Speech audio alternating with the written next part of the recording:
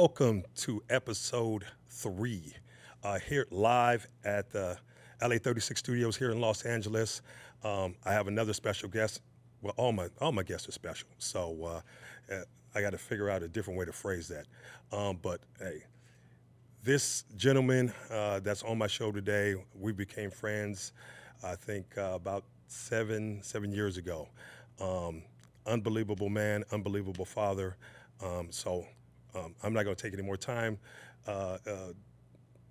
trying to get to know him. But hey, Erik Greupner, let me see if I get this title correct. He is the CEO and president of baseball of the San Diego Padres. You can see I'm rocking my jersey. Welcome to the show, Erik. Thanks, Steve. Great to be with you, my friend. Awesome, awesome. Yeah, I just want to give a little bit of background. How'd you become in the position with the Padres that you are in today? Yeah. So started out, I played football in college in Chicago, actually the same school that my son's playing football at right now. Absolutely. And after graduating from college, I went to work in finance. So I was with Okay. Goldman Sachs in Chicago, a couple other financial services firms in sales and sales management roles. I then ended up going back to law school after working for about 6 years, got my law degree at night. While I was working full time during the day, I went to the University of San Diego and Nice. conveniently have the wrong side there, two diplomas there on the wall behind me. And then I went and practiced law up in your stomping grounds in Orange County. So I was working in Irvine for a big LA law firm. Okay. Did that for about 7 years, doing mergers and acquisitions, helping to buy and sell companies, and handling the formation and operation of private investment funds, private equity funds, hedge funds. And around that time, I did the deal for the prior ownership group to buy the Padres. Wow. And I actually have an interesting story, if you want me to tell it at some point, regarding my final interview for that job, which involved Troy Aikman. But went to work for the Padres about a year after doing that deal. So I've been with the team now for 14 years, and had the opportunity to, you know, fortunately grow my career in the time I've been with the Padres. We've had a couple of changes in ownership groups from that Mm-hmm. original ownership group that I came in with. Yep. But just been able to continue to grow my career here. I've now been CEO for the last 4 years, was president of business operations prior to that, and chief operating officer prior to that. There you And go. just loving life, man, showing up There we every go. day, trying to add value, work hard, and ultimately win a World Series championship for San Diego. Yeah, definitely. Hey, so the Padres right now, I think they're 46 and 42, if I'm not mistaken. Um, and you guys are in, I think, the toughest division in baseball. You got the team up the street. I'm not even going to say their name. Got that team up the road there, Yeah. near the airport. But I know that's a tough division. With them signing, Shohei Otani, and their it seemed like their endless bank account of bringing players in, year after year after year, with Mookie Betts. But you guys' roster is unbelievable. So, continued success on that. I know you guys are working hard, like you said, towards winning a world championship. Um, I just want to get into a little bit of how we actually met. Um, um, One of our good friends, Ryan Lindley, who played at San Diego State and who I trained for the draft, gave me a call and said, "Hey, I have a client of mine has a son named Thomas, plays quarterback. I am about to take a job. I don't know if he was going into college or if he was taking a job in the NFL. But he goes, hey, I want to pass this relationship on to you. You can start working with him." And so that's how we actually, become friends, and or you start off as a client and you ended up becoming friends. So people are going to be asking me like, hey, how would you end up meeting the CEO of the Padres? And it's just like I let them know, through this 21 years of me running Armed and Dangerous, have the opportunity to meet unbelievable people. But I didn't know your background or any of my guests' background until we actually started talking.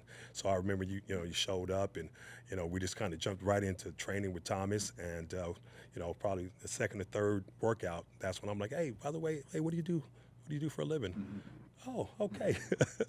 Yeah. Yeah. So, yeah, just talking about Thomas, he was a quarterback. Remind me of the high school that he went to. Yeah, so he went to Santa Fe Christian in Solana Hmm. Beach. Yep. Was a 3 year starter there, led them to a lot of wins with his teammates during the period of time he was there. The training that he had with you was really instrumental in getting him prepared to play high school football and succeed at that level. You know, one of the things I've learned, and you've seen it a lot more than I have, I was not a quarterback, you know, growing up and playing football through college. I was a defensive back like your son and a wide receiver. But the quarterback position, there's only one quarterback on the field at a time, Yeah. right? Yeah. And that funnel gets more and more narrow, you know, the further up you go from high Correct. school to college to eventually the NFL for those that play professionally. And it's a demanding position. And Yeah.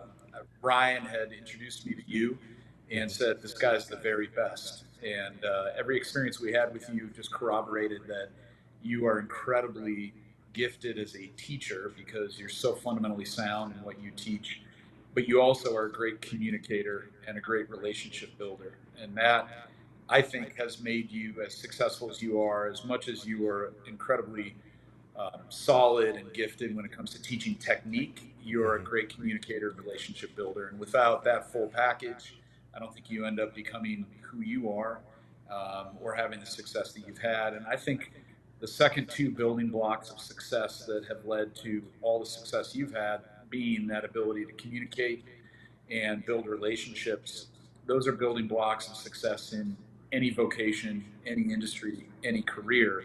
It just Absolutely. so happens that you're in the business of training professional athletes, collegiate athletes, high school athletes, youth athletes, and you do it at a very high level because you're the complete package in all those areas. No, I appreciate you saying that. Thank you. Um, let's talk a little bit about Thomas's recruiting. You're a dad. I'm a dad. The first part of the question is, you know people, college coaches, just like I do. Did you ever reach out to some of your connections to try to help his recruiting? And how was Thomas's recruiting? You know, like you said, he had a lot of success at Santa Fe Yep. Christian.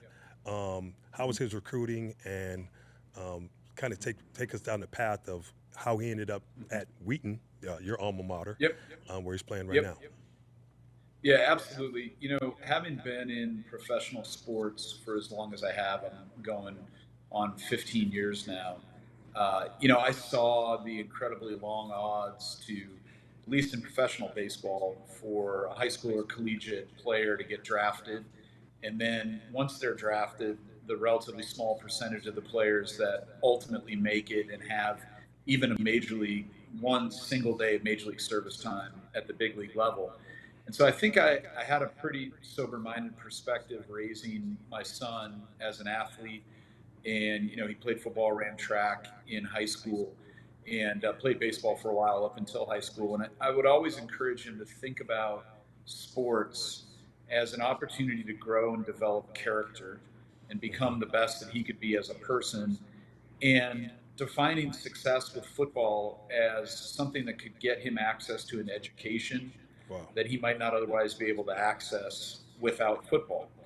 I know a lot of parents out there focus on the ultimate prize of raising a D1 collegiate athlete or a professional athlete, and that'll happen for some of them, but the Right. odds are exceedingly small that that's going to happen. And I think when you focus on that as the outcome, you really put a ton of pressure on your kid, and I think ultimately set them up for a high likelihood of not fulfilling that stated goal. And so from an early stage, I took the approach with Thomas that I wanted to advise him as a consultant, having been a collegiate athlete myself, inform him on the benefits of being an athlete and pursuing collegiate and potentially athletics post, college, but let him define his own goals.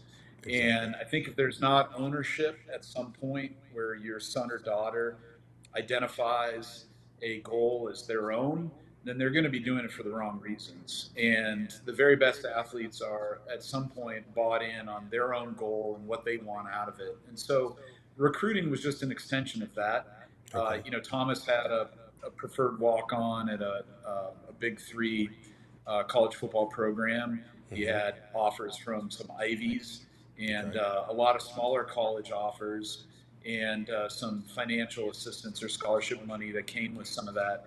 And I think for him, at the end of the day, I sort of don't want to put limits on what he's capable of doing as an athlete, but I Okay. also want to be very sober minded and fair with him and tell him, look, the reality is you're probably not going to be playing football post college. Now, Okay. that's not to say you shouldn't train and work to try to get the very best opportunity, but he turned down that preferred walk on offer as a quarterback in a Power Three conference because I think he on his own reached the determination that he probably wasn't good enough to ever become a starter in that role. Every year there were going to be two or three scholarship quarterbacks recruited ahead of him. And even Exactly. if he kind of worked his way up the totem pole, he was eventually going to kind of keep getting knocked down a few notches every year. And so he made the decision on his own that he wanted to go somewhere where he had a high likelihood of actually playing Hmm. and really learning those lessons that come fully from being a part of a team where you're producing and contributing to the team's success while also getting a great education. And that's why he ultimately chose Wheaton, even ahead of some of the Ivies. He just felt like the football program at unique was unique and distinct at Wheaton, and really checked all the boxes for him with what he was looking for out of his college football experience. My wife and I supported him in that decision, and I think a lot of parents tend to, and I've heard you talk about this, live vicariously through the success of their children Yeah, athletically to try to definitely. fulfill something on their own.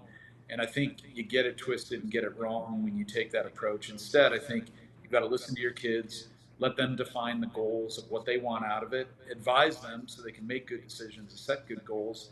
But then ultimately, our job is to support them. Life and competing at the collegiate level, even the high school level, is hard enough. They need somebody who's going to support them, Definitely. who's going to be there to give them a hug after the game, not immediately tell them all the things that they did wrong that they could have done differently. That doesn't work real well in my experience. Right, exactly. Now, it was the same thing going through the recruiting process with my son. I have a lot of relationships around the country, so I'm reaching out, to University of Washington and Texas and Oklahoma. Who I had a relationship with those coaches, and I said, hey, don't worry about our relationship. I'm not asking for a favor. Just just look at the film. If he can't play for you, then yeah, it's not a problem. So that was, and I thought he was good enough to play at some of the schools that I mentioned. Now he's going into his sixth year Yeah. with the Dolphins. So I think, Yeah. but he proved Turns everybody out you were wrong. right. Exactly.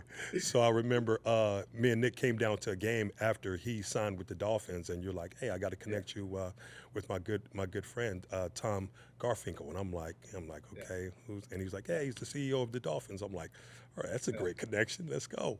Yeah. So hey, Yeah. talk to me a little bit about your relationship with Tom and and uh, and yeah, a little bit of your history. Yeah. Yeah, no, absolutely. So Tom hired me here in San Diego along with Jeff Morad. And my final interview for the job here in San Diego involved sitting in front row seats for a day game with Troy Aikman on one side of me and Jeff Morad on the other side. And Jeff had been Troy's agent during his playing career. And then Troy came in and was a minority investor in the Padres at the time.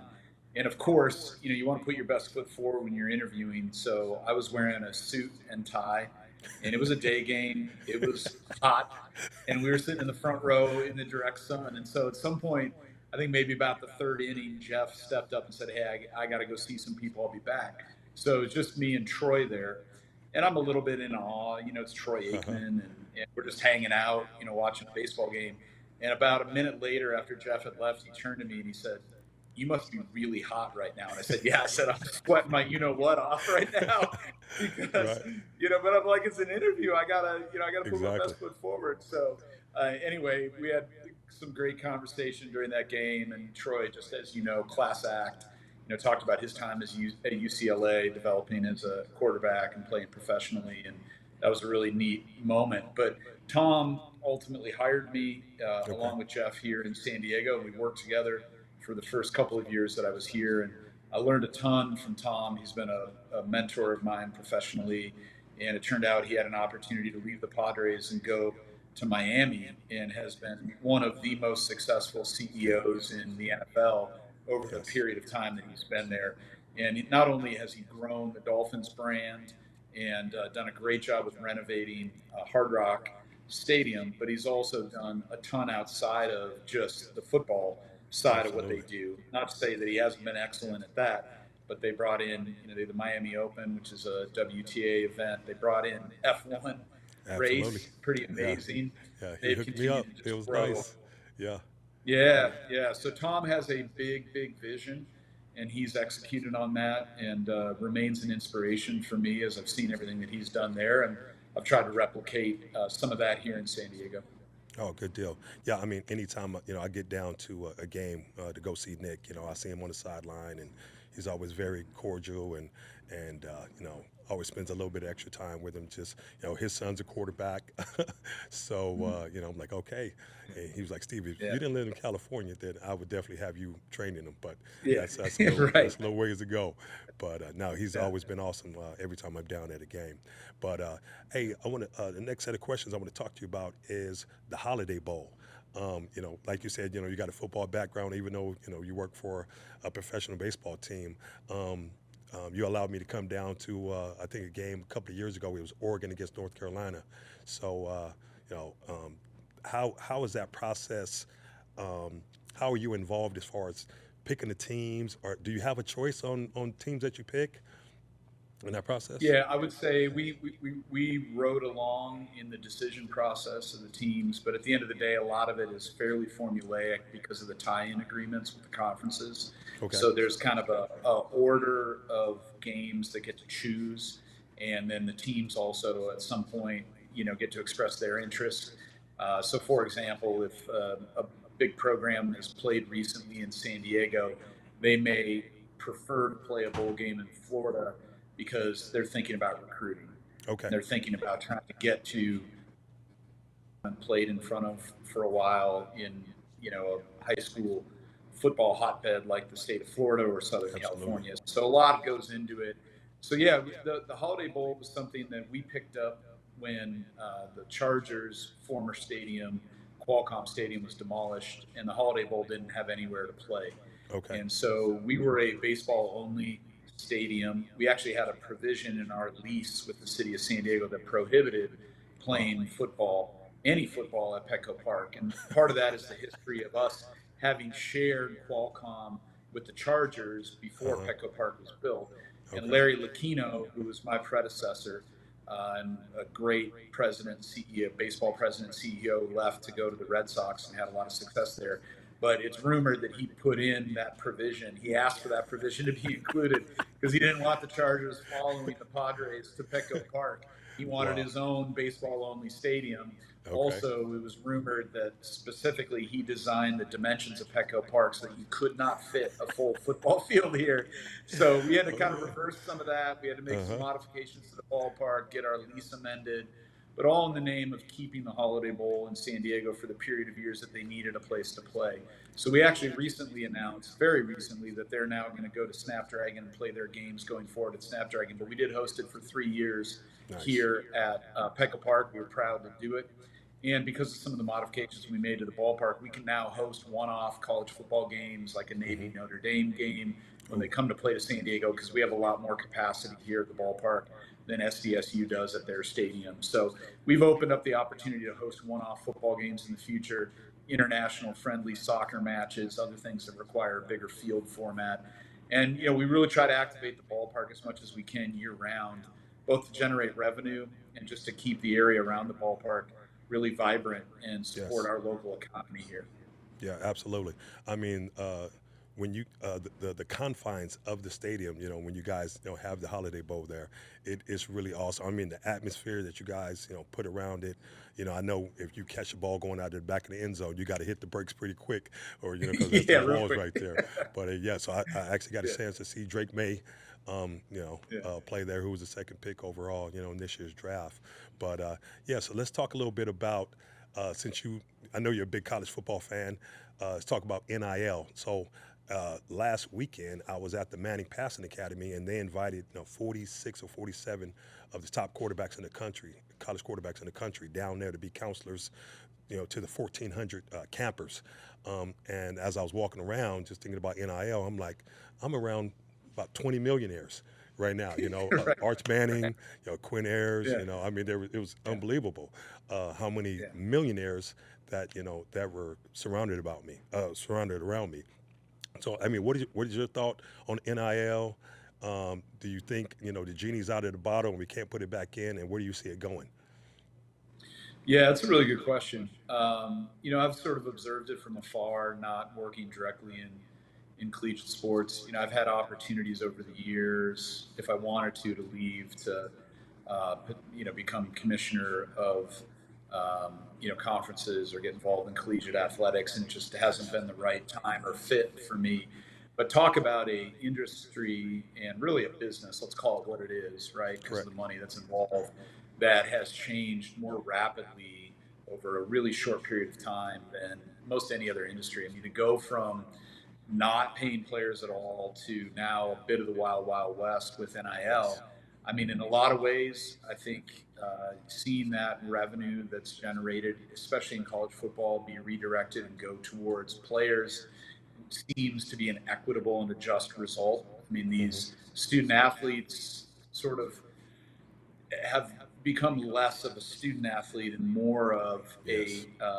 a money making player for these college football programs. So I get it. I think it has fundamentally changed the game. I don't think there's any going back to your question about the genie being out of the bottle. Right. Absolutely.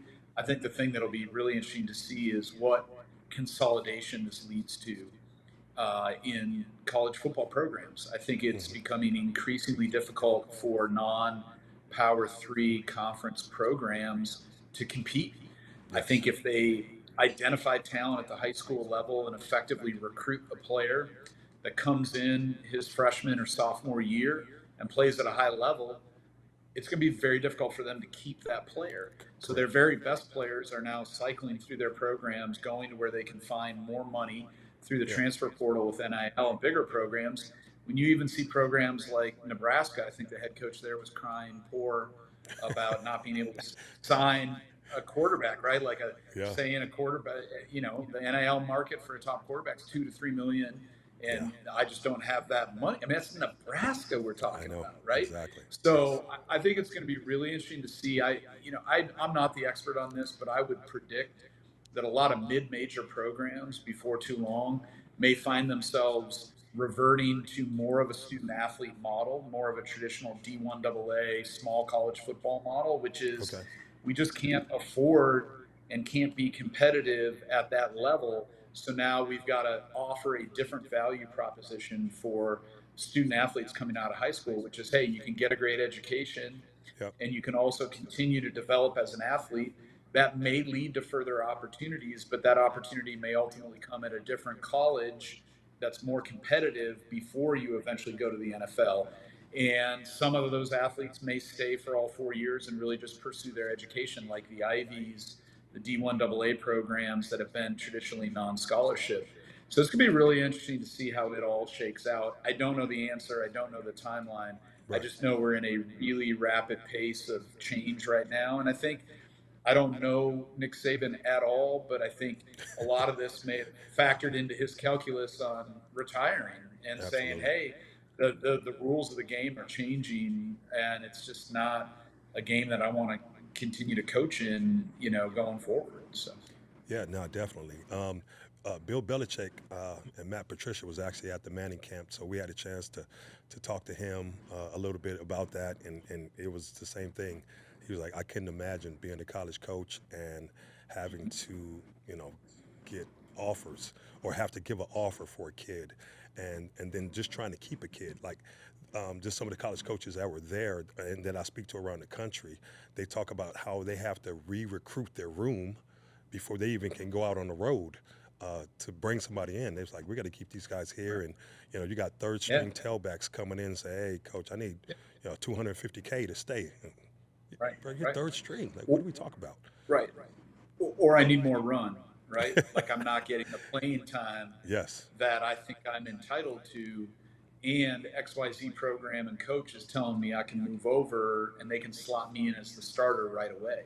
correct, And I do think there is some downside to that. I mean, there's upside and downside, right? Like few correct. things in life are truly black and white. There's a lot of gray, there's a lot of mix of both.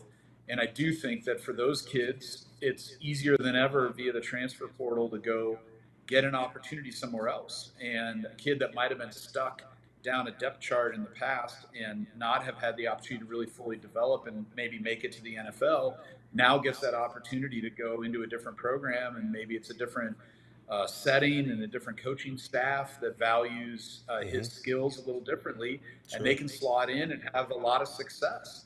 But it certainly, the downside, I think, is it creates a little bit more of this mercenary mentality where it's like, Definitely. hey, how am I going to go get what I want, what's best for me? And I don't begrudge anybody for thinking that way, but Hmm. I think the best of college football historically has been building into a team for 4 or 5 years, Absolutely. and then all those traditions that come with that program.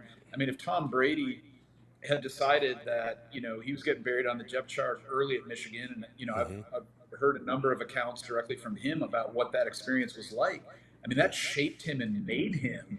That Yes. adversity refined him into the championship quarterback that he became. Hmm. And but for that process, I don't think he would have become the Tom Brady that we know.